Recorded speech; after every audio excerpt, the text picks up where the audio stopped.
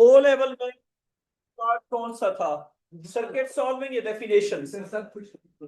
हाँ बेटा, काम की बात करनी, फजूल बात नहीं।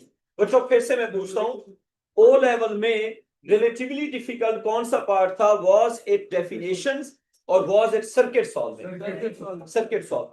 तो इलेक्ट्रिसिटी में बेटा मैंने मना किया बात ना करें। अच्छा, ओ लेवल में सर्किट सॉल्विंग डिफिकल्ट था, ए लेवल में भी सर्किट सॉल्विंग ही डिफिकल्ट होगा। तो ए लेवल में हम पहले करेंगे सर्किट सॉल्विंग, फिर हम करेंगे डेफिनेशन और बेसिक चीजें।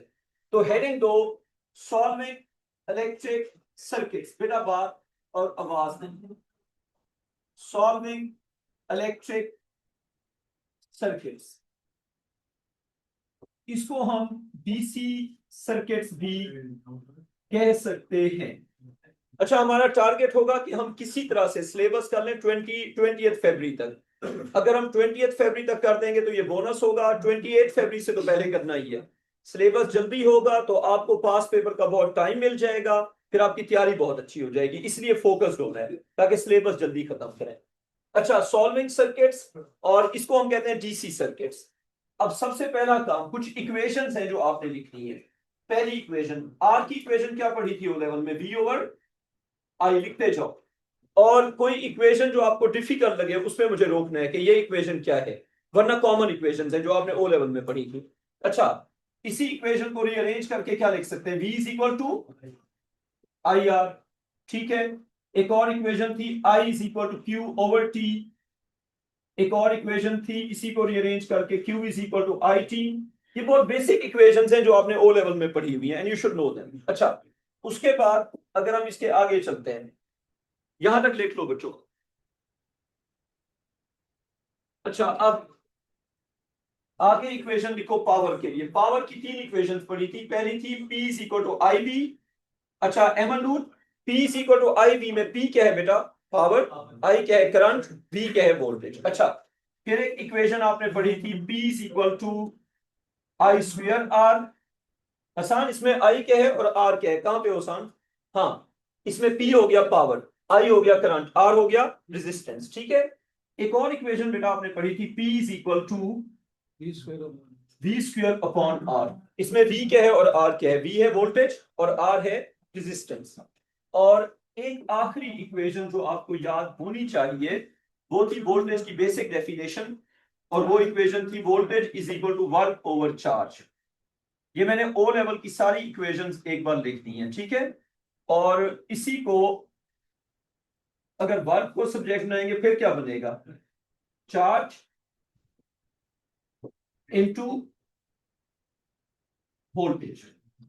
अब मेरा आपसे एक क्वेश्चन है, जब आपने ओ लेवल में, मेरी बात केयरफुली सुननी है, जब आपने ओ लेवल में इलेक्ट्रिसिटी पढ़ ली है, सर्किट सॉल्विंग पढ़ लिया, तो ए लेवल में दोबारा क्यों पढ़ रहे हैं? ये क्वेश्चन बनता है। ओ लेवल से अगर सब कुछ हो सकता है, ओ लेवल में पढ़ चुके हैं ना इलेक्ट्रिसिटी, तो ए लेवल में सर्किट्स में क्या नई चीज होगी? मैं यहां पे एक सैंपल क्वेश्चन लिखता हूं ताकि आपको पता चल जाए कि ए लेवल में डिफरेंट क्या होगा। आपने दो सर्किट बनाने साइड बाय साइड। थोड़ा तेज बेटा, आवाज बिल्कुल। अच्छा, मेरा टारगेट है जल्दी सिलेबस खत्म करवाना, तो आवाज नहीं होगी, जल्दी खत्म कर लेंगे ताकि फोकस्ड होके बस सिलेबस खत्म करें, फिर हम ज्यादा सारी प्रैक्टिस करेंगे ना। अच्छा, अब ये हो गया ईएमएफ। ईएमएफ को ई से लिखते थे ना, ये एक रजिस्टर हो गया, ये दूसरा रजिस्टर, ये तीसरा रजिस्टर। आसान, इस तरह के सर्किट्स हमने ओ लेवल में किए थे या नहीं किए थे? बहुत सारे इस तरह के सर्किट्स हम ओ लेवल में कर चुके हैं। ओ लेवल में इस तरह के बहुत सारे सर्किट्स हम कर चुके हैं। अच्छा, अब मैं एक और सर्किट बनाता हूं साइड पे, ये देखो जरा।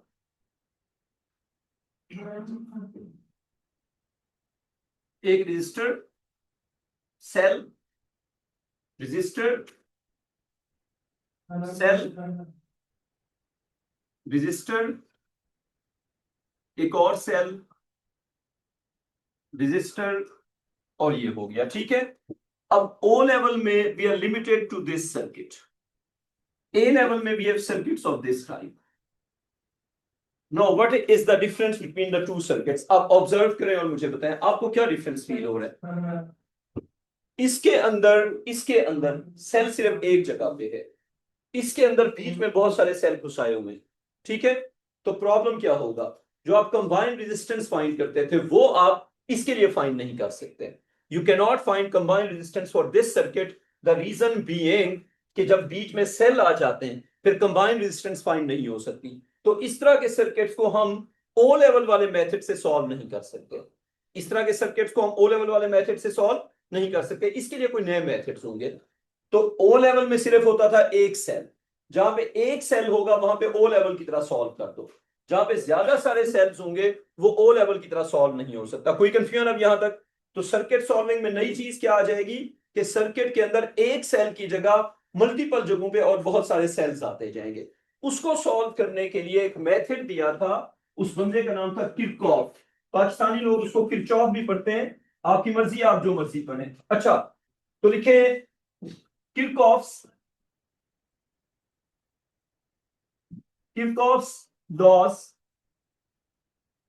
For solving circuits.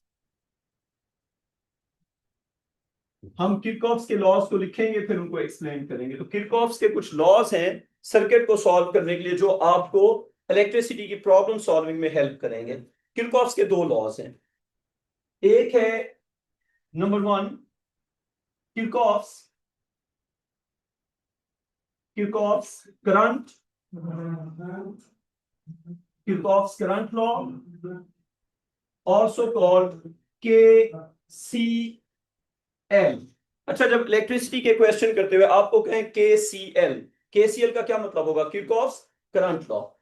तो KCL is Kirchhoff's current law. KCL और इसका दूसरा नाम, इसको बेटा हम किरचॉफ्स फर्स्ट लॉ भी कहते हैं। किरचॉफ्स करंट लॉ या किरचॉफ्स फर्स्ट लॉ। तो पहला लॉ होगा किरचॉफ्स करंट लॉ, KCL या किरचॉफ्स फर्स्ट लॉ। आप लिख लो फिर आगे चलते हैं। किरचॉफ्स का जो सेकंड लॉ होता है वो वोल्टेज से रिलेटेड होता है। नंबर 2 लिखें, किरचॉफ्स किरचॉफ्स वोल्टेज लॉ। और किरचॉफ वोल्टेज लॉ जो है इसको कहते हैं KVL और किरचॉफ सेकंड लॉ, या दूसरा नाम क्या होता है? Kirchhoff second law. Hasan, Kirchhoff's के कितने लॉ हो गए? दो लॉ। अहमद नूर, पहला लॉ किससे रिलेटेड है? करंट से। दूसरा लॉ किससे रिलेटेड है? वोल्टेज से। अच्छा, किरचॉफ के लॉज लिखने से पहले हम अपने नोट्स लिखेंगे फिर इसके लॉज लिखेंगे। एक्चुअली सर्किट के अंदर करंट के तीन रूल्स होते हैं। किरचॉफ जो है उसका लॉ बाद में लिखेंगे, पहले हम करंट के जो रूल्स हैं वो अपनी तरफ से एज अ नोट्स लिखते हैं, एज अ बुलेट्स लिखते हैं। करंट के लिए तीन चीजें अगर आपको पता है तो आपका क्वेश्चन इनकरेक्ट नहीं होगा। करंट के लिए तीन चीजें पता होनी चाहिए। अभी मैं किरचॉफ लॉ नहीं लिखवा रहा, करंट के रूल्स लिखवा रहा हूं। लिखो, रूल्स अबाउट करंट, उसके बाद फिर लिखेंगे Kirchhoff law in a circuit. बेटा आवाज में करो please. Rules about current in a circuit, current से रिलेटेड क्या क्या रूल्स हैं, क्या क्या लॉज हैं, क्या क्या प्रिंसिपल्स हैं। पहली बात, जब सेल के अंदर करंट आएगा तो आप मुझे ये बताएं कि सेल करंट को ज्यादा करेगा या कम करेगा? फर्ज करें एक सेल के अंदर करंट आता है, सेल जो है वो करंट को ज्यादा करेगा या कम करेगा? प्रिंसिपल सुन लो, current coming in a cell is always equal to the current leaving the cell. Current entering the cell is always equal to the current leaving the cell. Cell can not generate current, cell can not generate current. तो cell क्या करता है? अच्छा, मैं आपसे एक और सवाल पूछता हूं, जो फ्यूल स्टेशन होता है वो गाड़ियां जनरेट करता है या सिर्फ उनकी फ्यूलिंग करता है? फ्यूल स्टेशन गाड़ियां जनरेट करता है या गाड़ियों की सिर्फ फ्यूलिंग करता है? फ्यूल स्टेशन गाड़ियों की सिर्फ फ्यूलिंग करता है। A cell is like a fuel station, current is like cars. Fuel station cars को जनरेट नहीं करेगा, जितनी गाड़ियां आएंगी उनकी फ्यूलिंग करेगा। Cell is like a fuel station, current is like cars, cars are coming and they are being fuelled. What is the fuel? Fuel is the energy. तो cell का काम होता है गाड़ियों के साथ एनर्जी एक्सचेंज करना, चार्जेस के साथ एनर्जी एक्सचेंज करना। तो जितना करंट एक सेल में आएगा उतना करंट सेल से जाएगा, कभी भी कम ज्यादा नहीं हो सकता। हाँ, जो करंट आएगा और जो करंट जाएगा उसकी एनर्जी स्टेट क्या होगी, डिफरेंट होगी। जब करंट आएगा तो डिफरेंट एनर्जी पे होगा, जब जाएगा तो डिफरेंट एनर्जी पे होगा। आप इसको यूं समझें, मैं 3 सर्किट बनाता हूं, आप बनाएंगे कौन सा ठीक है। मैं बल्कि उधर ऊपर बनाता हूं। मैंने 3 सेल्स बनाने और उसका करंट दिखाना है, आप बताएंगे कौन सा ठीक है कौन सा गलत है। फर्स्ट वन, बोर्ड पे फोकस करना है। Negative terminal, positive terminal. Negative का मतलब होता है लो पोटेंशियल। बेटा आवाज ना करो प्लीज। नेगेटिव का मतलब होता है लो टेंशन, पॉजिटिव का मतलब होता है हाई पोटेंशियल। बेटा एक बार देख लो, नेगेटिव का मतलब होता है लो पोटेंशियल, पॉजिटिव का मतलब होता है हाई पोटेंशियल। इधर से ये सेल था 3 वोल्ट का, करंट आ रहा था 2 एम्पियर, इससे करंट जो जा रहा था that was 5 ampere. Is it correct और इनकरेक्ट? क्विक आंसर, करेक्ट या incorrect? Incorrect. Reason, current can not be different, current can not be different. Current entering will be equal to the current leaving. तो इस पे लगा देंगे cross और reason बाद में लिख लेंगे। नंबर 2 पे बेटा थोड़ा सा वेट कर लें। दूसरे नंबर पे ये नेगेटिव, ये पॉजिटिव थोड़ा तेज, और ये है 3 वोल्ट का सेल। इसमें इधर भी 2 एम्पियर, इधर भी 2 एम्पियर। थोड़ा सा बेटा वेट कर लें। जी मैम, जी मैम, जी मैम। हाँ हाँ, किस टाइम देंगे क्लास के बाद? क्लास के बाद तो फिर थोड़ा 11:42 तक कह रहे हैं, तो मैं 3 मिनट के लिए, क्योंकि आगे मेरी क्लास ठीक होगी है, शी इज वेटिंग। जी। 11:42 पे मैं आ जाऊँ। अच्छा जी, सामने देखें बच्चों, सामने 3 वोल्ट 2 एम्पियर आएगा, 2 एम्पियर जाएगा। ठीक है, आगे चलते हैं। फर्ज करें अगर हम इसके आगे देखते हैं, इसके आगे फिर से हमने बना दिया यही वाला सेल, फिर से आप भी बना दो 3 वोल्ट। बेटा आवाज न करो प्लीज। और 2 ampere current incoming, 2 ampere current outgoing. This cell is E2, this cell is, यूं कर लो बल्कि, E1, E2 और ये E3। डिस्कशन से पहले मैं यहां तक नोट्स देखूंगा, सबके नोट्स होने चाहिए, सबके नोट्स होने चाहिए यहाँ। करिए कॉपी, हाँ नोट्स दिखाओ बच्चों, करिए नोट्स, मेरा नोट्स होने चाहिए सबके। अच्छा, अब आपसे मैं पूछता हूँ, आप मुझे बताते जाएं, शुरू करते हैं। सबसे पहले मुझे बताएं E1 क्यों इनकरेक्ट है? Because the entering current is equal to the leaving current. Cell में जितना करंट आएगा उतना जाएगा, चेंज नहीं हो सकता। इसमें E2 और E3 में आप डिफरेंस ऑब्जर्व करो, आपको डिफरेंस क्या नजर आ रहा है? E2 और E3 में डिफरेंस ऑब्जर्व करो। एक में करंट है नेगेटिव टू पॉजिटिव और एक में करंट है positive to negative, that is the only difference. तो आप मुझे ये बताएं कि E2 और E3 में से एहमद नूर से स्टार्ट करते हैं। अहमद नूर, E2 ठीक है या E3 ठीक है? E2 ठीक है। मुइज, हसान, कोई और बच्चा? अच्छा, मैं अब आपको आंसर बताता हूं। हाँ, मेरा क्वेश्चन ये है, E2 ठीक है या E3? अच्छा बच्चों, अब आंसर सुन लो। आंसर हो गया, आंसर सुन लो। Both of them are correct. The reason being cell को हम कभी करते हैं यूज और कभी करते हैं चार्ज। जब आप फोन को यूज करते हैं, जब आप सेल फोन को यूज करते हैं, तब करंट इस तरह फ्लो करता है। जब आप सेल फोन को यूज कर रहे होते हैं, उसकी बैटरी में करंट का फ्लो ये वाला होता है। जब आप उसको चार्ज करते हैं तो करंट रिवर्स हो जाता है। So at the time of charging the current will be reversed. So current can be forward और बैकवर्ड। फॉरवर्ड कौन सा है? जो नेगेटिव से आएगा पॉजिटिव से जाएगा। ये वाला करंट होता है जब आप बैटरी को यूज करते हैं, ये वाला करंट होता है जब आप बैटरी को चार्ज करते हैं। तो एक बात को रट्टा कर लो, जब सेल में करंट नेगेटिव से आएगा तो आप सेल को यूज कर रहे हैं, जब सेल में करंट पॉजिटिव साइड से आएगा तो आप सेल को चार्ज कर रहे हैं। आप मुझे ये बताएं, आप फोन को सिर्फ यूज करते हैं या चार्जिंग भी करते हैं? चार्जिंग भी करते हैं ना। तो चार्जिंग के टाइम पे करंट क्या हो जाता है? रिवर्स हो जाता है। और चार्जिंग भी आपके सिलेबस में है। तो अगर सेल बना होगा तो आपने सिर्फ एक चीज ऑब्जर्व करनी है, करंट शुड बी सेम। अब उस पर मैं क्या लिखूं, करेक्ट या इनकरेक्ट? करेक्ट। लेकिन मैं क्या लिखूंगा, सेल इज बीइंग यूज्ड या cell is being charged? Cell is being used. अच्छा, आप डिसाइड कैसे करोगे? करंट के फ्लो को ऑब्जर्व करना है। जब करंट नेगेटिव से वापस आएगा और पॉजिटिव से लीव करेगा तो उस वक्त आप सेल की एनर्जी को यूज कर रहे हैं। इसके नीचे लिखें सेल बीइंग, आवाज ना करो बेटा, cell being used, cell being used. जब सेल को हम यूज करते हैं एनर्जी कन्वर्जन क्या होती है, केमिकल टू इलेक्ट्रिकल या इलेक्ट्रिकल टू केमिकल। सेल को हम यूज कर रहे हैं, सेल के अंदर कौन सी एनर्जी, केमिकल। तो सेल हमें कौन सी एनर्जी देगा, केमिकल एनर्जी। सेल की केमिकल एनर्जी को हम यूज कर रहे हैं, तो ब्रैकेट में लिखो chemical energy, chemical energy converted, chemical energy converted to electrical energy. बेटा कॉपी कर दो, समझ आ गई तो बता दो, नहीं आई तो बता दो। आ गई समझ? अच्छा अब ये बताओ, ये वाला सेल चार्ज हो रहा है, यूज हो रहा है? ये वाला सेल चार्ज हो रहा है, कैसे पता चल रहा है?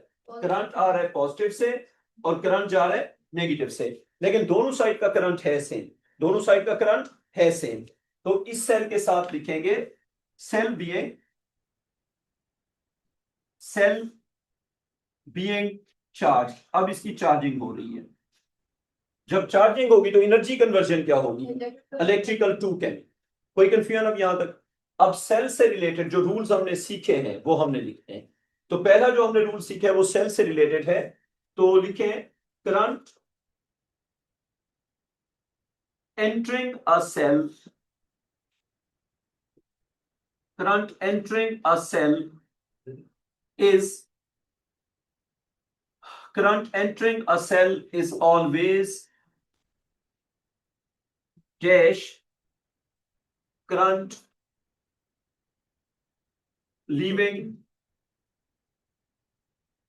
a cell। हाँ जी, यहां पे क्या लिखना है, ग्रेटर देन, लेस देन या इक्वल टू? Equal to. आसान बात याद रहेगी, जितना करंट सेल में आएगा उतना करंट सेल से जाएगा। अच्छा अब अगली बात, चार्जिंग कब होगी? जी बेटा, हाँ रिकॉर्डिंग लगाई होगी। अच्छा अब आप मुझे ये बताएं कि आप कैसे डिसाइड करेंगे कि सेल चार्ज हो रहा है या यूज हो रहा है? आपने रट्टा किस बात को लगाया हुआ है? जब करंट नेगेटिव पे वापस आएगा तो सेल यूज हो रहा है, जब करंट पॉजिटिव पे वापस आएगा तो सेल जो है वो चार्ज हो रहा है। वापस कहां पे आएगा? यहाँ पे करंट कहां पे वापस आ रहा है, यहाँ पे करंट वापस कहां पे आ रहा है, into the cell. Current into the cell from negative side, तो सेल इज बीइंग, हाँ हाँ ठीक है ठीक है। अच्छा current into the cell from negative side, इसका मतलब है cell is being used. Current into the cell from positive side, इसका मतलब है current, cell is being charge. ये बात लिख लो, if the current,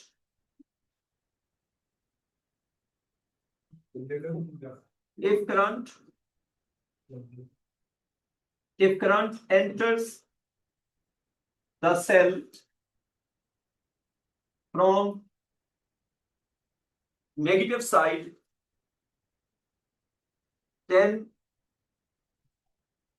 cell is being, बेटा आवाज ना करो, cell is being dash। अगर करंट सेल में एंटर हो रहा है नेगेटिव साइड से तो सेल डैश हो रहा है, वो आप खुद लिखें। If current, if current enters the cell from positive side, then the cell is being, Ahmad Noor fill करो। If the current enters the cell from negative side, then the cell is being, क्या लिखना है, यूज। बेटा negative side से वापस आएगा तो use हो रहा है, और अगर पॉजिटिव साइड से वापस आएगा तो चार्ज हो रहा है। अच्छा इस फर्स्ट एग्जांपल से रिलेटेड मैं आपको एक टेस्ट क्वेश्चन दे रहा हूं जो आप करके देंगे। तो टेस्ट क्वेश्चन लिखें जल्दी से बच्चों, एक छोटा सा टेस्ट क्वेश्चन लिखो, टेस्ट क्वेश्चन। आवाज ना करो बेटा।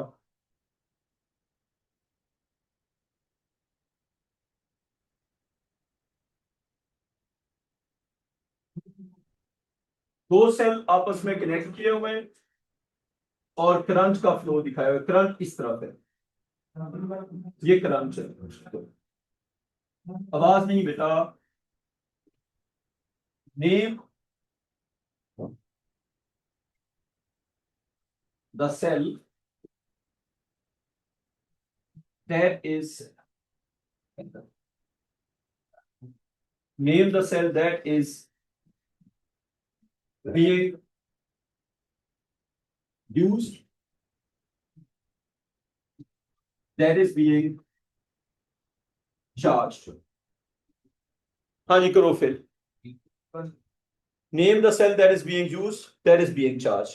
अहमद नूर क्या आंसर होगा और रीजन भी साथ बतानी है। हाँ जी बच्चों आ गई समझ। तो करंट का जो फ्लो है, हाँ जी पॉजिटिव नेगेटिव पॉजिटिव नेगेटिव। अच्छा मोइस आप बताओ, E2 चार्ज हो रहा है या यूज हो रहा है? चार्ज हो रहा है। कैसे पता चल रहा है? करंट पॉजिटिव से जा रहा है। तो cell being charge is E2। मां बेटा बात समझ आ गई? E2 जो है वो चार्ज हो रहा है। कैसे पता चल रहा है? करंट पॉजिटिव से आ रहा है। सेल बीइंग यूज वो कौन सा है फिर? E1। क्यों? उसमें करंट नेगेटिव साइड से वापस आ। कोई कंफ्यूजन अब यहां तक? तो करंट का रूल फॉर द सेल हमने लिख लिया। अब सेकंड रूल लिखो करंट के लिए। मुझे बताएं एक पंखे में जो करंट आएगा वो ज्यादा होगा या जो जाएगा वो ज्यादा होगा? पंखे की बात कर लेते हैं।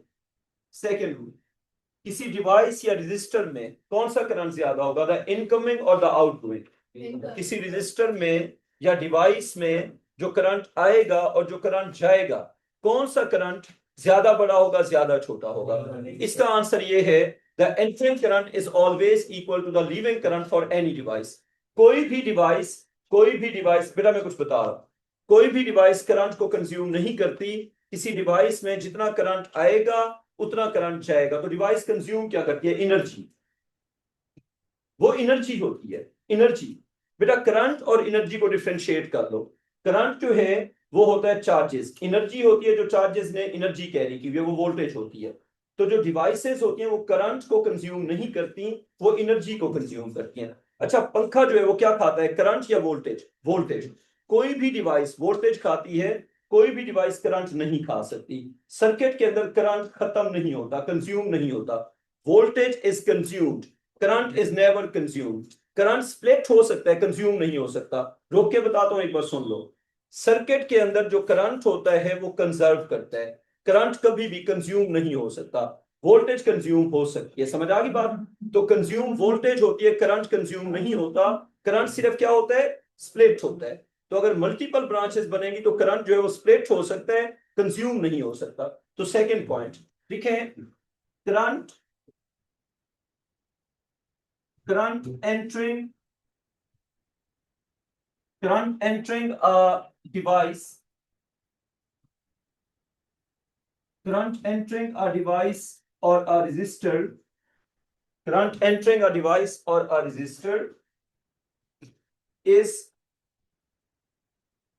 always equal to the current। बेटा बोर्ड पे करंट जी बेटा नहीं, ये किरचॉफ लॉ नहीं है। किरचॉफ लॉ हमने अभी तक नहीं लिखा। मैंने आपको कहा कि पहले हम करंट के जितने रूल्स हैं वो लिखेंगे, फिर किरचॉफ लॉ लिखेंगे। करंट का पहला रूल क्या सिखाया आपको? सेल में जितना आएगा जितना जाएगा। सो इफ यू थिंक कि सेल करंट जनरेट करते हैं तो it's a wrong concept. Cell में डिवाइसेस में जहां पे भी जितना करंट आएगा उतना करंट जाएगा। अच्छा अब डिवाइसेस की बात आ गई, जितना करंट एक डिवाइस में आएगा उतना करंट उस डिवाइस में से जाएगा। फॉर एग्जांपल अगर पेपर में यूं बना हो कि ये एक मोटर है, कोई डिवाइस है, कोई फैन है, और इसके अंदर वो कहते हैं जी करंट आ रहा है 2 एम्पियर और जा रहा है 3 एम्पियर। इज इट पॉसिबल और नॉट पॉसिबल? पॉसिबल और not possible? Not possible. This is not possible. इसको आपने क्या कर देना है? क्रॉस कर देना है। ये पॉसिबल नहीं है। बात समझ आ गई? डिवाइस के अंदर आने वाला करंट और जाने वाला करंट डिफरेंट नहीं हो सकते। जितना करंट आया करेगा उतना करंट जाया करेगा। तो ये डिवाइस, फर्ज करें अगर करंट आता है 2 एम्पियर तो जो करंट जाएगा वो भी होगा 2 एम्पियर, तो फिर मेरा क्वेश्चन, डिवाइस ने कंज्यूम क्या किया? डिवाइस ने कंज्यूम किया, आप लोग बताओ, डिवाइस ने फिर कंज्यूम क्या किया? जितना करंट आया उतना करंट गया। जो ब्लू वाला करंट होगा वो होगा हाई एनर्जी पे। जो ब्लू वाला करंट होगा वो किस पे होगा? हाई एनर्जी पे। जब करंट आएगा तो हाई एनर्जी पे होगा, डिवाइस एनर्जी यूज करेगी। जब जाएगा तो लो एनर्जी पे होगा। Current is the energy carrier, current is the energy carrier. तो जब वो आया था वो हाई एनर्जी पे था, एनर्जी को पोटेंशियल भी कह सकते हैं। लिख लो नीचे, जब किसी डिवाइस या रजिस्टर में करंट आया करेगा वो किस पे होगा? हाई एनर्जी पे। जब जाएगा तब किस पे होगा? तब होगा लो एनर्जी पे। अब एक इंपॉर्टेंट बात, इलेक्ट्रिसिटी में जो आप प्लस और माइनस लिखते हैं वो एनर्जी होती है। मैं फिर से रिपीट करता हूं, इलेक्ट्रिसिटी में जो आप प्लस या माइनस लिखते हैं वो एनर्जी होती है। High energy is positive, low energy is negative. Volt और एनर्जी एक ही चीज है, वोल्ट और एनर्जी एक ही चीज है। जहां पे हाई एनर्जी होगी उसका साइन क्या होगा? हाई एनर्जी का साइन, हाई एनर्जी का साइन पॉजिटिव, और लो एनर्जी का साइन नेगेटिव। कॉपी कर लो, फिर आगे चलते हैं। तो एक बात अब याद रखनी है कि जब करंट आएगा तो हाई एनर्जी पे होगा, जब जाएगा तो लोग थोड़ा सा वेट कर लो, ये अटेंडेंस लगा दो।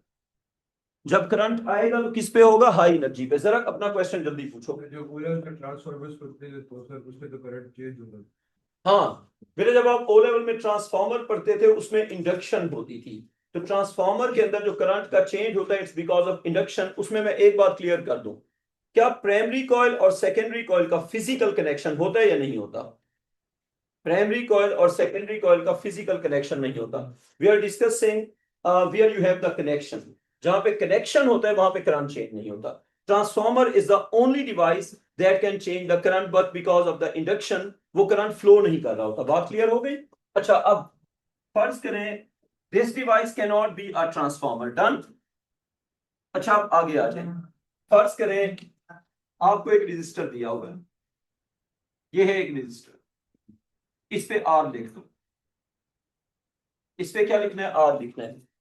अब इसमें करंट आ रहा था 2 एम्पियर और इसमें करंट जा भी रहा है 2 एम्पियर।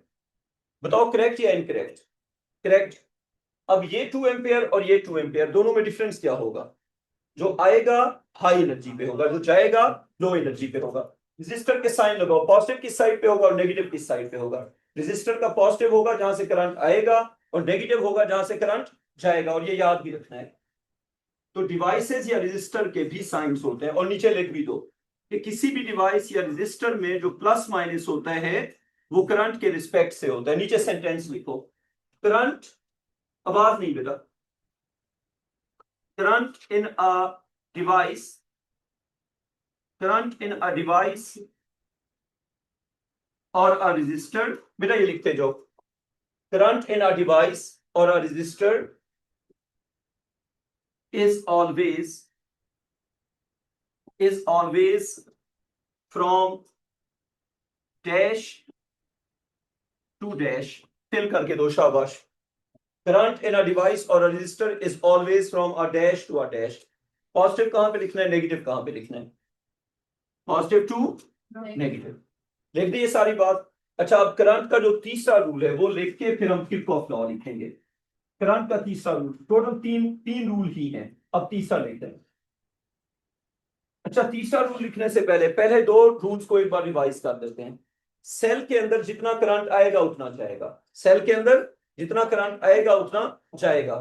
पॉजिटिव से करंट वापस आएगा तो सेल जो है वो चार्ज हो रहा है, नेगेटिव से करंट वापस आएगा तो सेल जो है वो यूज हो रहा है। रिपीट करते हैं, पॉजिटिव से करंट अगर वापस आता है तो सेल क्या हो रहा है? सेल जो है वो चार्ज हो रहा है। नेगेटिव से वापस आएगा तो सेल जो है वो यूज हो रहा है। अच्छा, इसको सोचने का मैकेनिज्म अब मैं आपको एक ना याद रखने का तरीका बता देता हूं। नेगेटिव का मतलब होता है लो एनर्जी। अब आप खुद सोचें, अगर करंट नेगेटिव से वापस आ रहा है, करंट लो एनर्जी पे आ रहा है, तो सेल उसके अंदर एनर्जी भरेगा ना। जब करंट नेगेटिव से वापस आता है, असल में जो नेगेटिव और पॉजिटिव होता है वो सेल का नहीं होता, वो करंट का होता है। जो आप सेल के ऊपर लगाते हैं पॉजिटिव और नेगेटिव, वो असल में करंट के लिए होता है। जब करंट नेगेटिव पे होता है तो उसका मतलब होता है करंट की एनर्जी स्टेट लो है, करंट के पास एनर्जी नहीं है। सोचें, अगर करंट विदाउट एनर्जी आ रहा है तो वो एनर्जी लेने आ रहा है या देने आ रहा है? एनर्जी लेने आ रहा है। अगर एक करंट सेल के अंदर आ रहा है और उसके पास कोई एनर्जी नहीं है, तो वो एनर्जी डिलीवर करने आ रहा है या एनर्जी गेन करने आ रहा है? एनर्जी गेन करने आ रहा है। तो जब एक करंट नेगेटिव टर्मिनल पे आता है तो वो एनर्जी लेस होता है। जब वो एनर्जी लेस होता है तो वो एनर्जी लेके जाएगा। इस केस में सेल करंट को एनर्जी देगा। समझ आ गई बात? जब एक करंट पॉजिटिव टर्मिनल पे आता है, पॉजिटिव टर्मिनल पे आने का मतलब है कि वो पहले से फुल ऑफ एनर्जी है। तो अगर इनर्जेटिक करंट सेल के अंदर आ रहा है तो सेल चार्ज हो रहा है या यूज हो रहा है? ऑब्वियसली सेल चार्ज हो रहा है। कॉमन सेंस यूज हो जाएगी ना। नेगेटिव का मतलब करंट की लो एनर्जी, पॉजिटिव का मतलब करंट की हाई एनर्जी। डिवाइस का रूल क्या होगा? जितना करंट डिवाइस में आएगा उतना करंट डिवाइस से जाएगा। अब लिखो तीसरा रूल, करंट फिर चेंज कहां पे होगा? अभी तक तो करंट चेंज नहीं हुआ ना। तीसरा रूल लिखो, लिखो current will only change, current will only change. असल में ये जो चेंज होता है ये स्प्लिट हो जाता है करंट, स्प्लिट और कंबाइन। करंट जो है वो या तो क्या होगा, स्प्लिट होगा, या वो क्या करेगा, कंबाइन करेगा। उसी को हम कह रहे हैं change. Current will only change if there is, बेटा आवाज ना करो, if there is a dash in the circuit. ये आपने ओ लेवल में पढ़ा हुआ है, आप खुद बताओ। करंट विल ओनली चेंज, जे से एक वर्ड होता है, जे से जंक्शन। अगर सर्किट में जंक्शन होगा तब करंट चेंज होगा, अगर जंक्शन नहीं होगा तो करंट चेंज ही नहीं होगा। करंट सिर्फ तब चेंज होगा जब सर्किट में क्या होगा, जंक्शन होगा।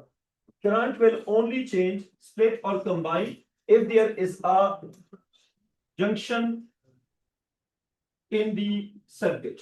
बात समझ आ गई? अगली बात, अगर सर्किट में कोई जंक्शन ना हो तो करंट चेंज होगा या नहीं होगा? देखो, if the circuit, if the circuit has no junction, if the circuit has no junction, then, beta आवाज ना करो प्लीज। अच्छा, if the circuit has no junction, then the current will not change, and every device and every component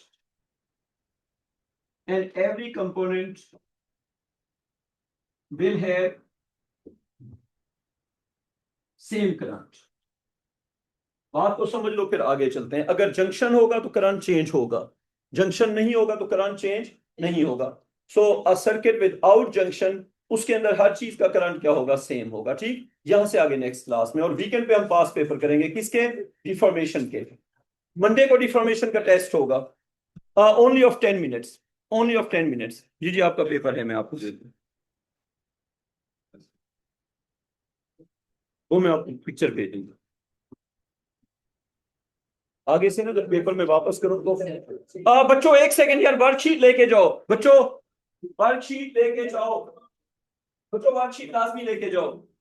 ये मैं यहाँ पे लेके जाओ, लेके जाओ थ्योरी की एक वर्कशीट ले जाओ।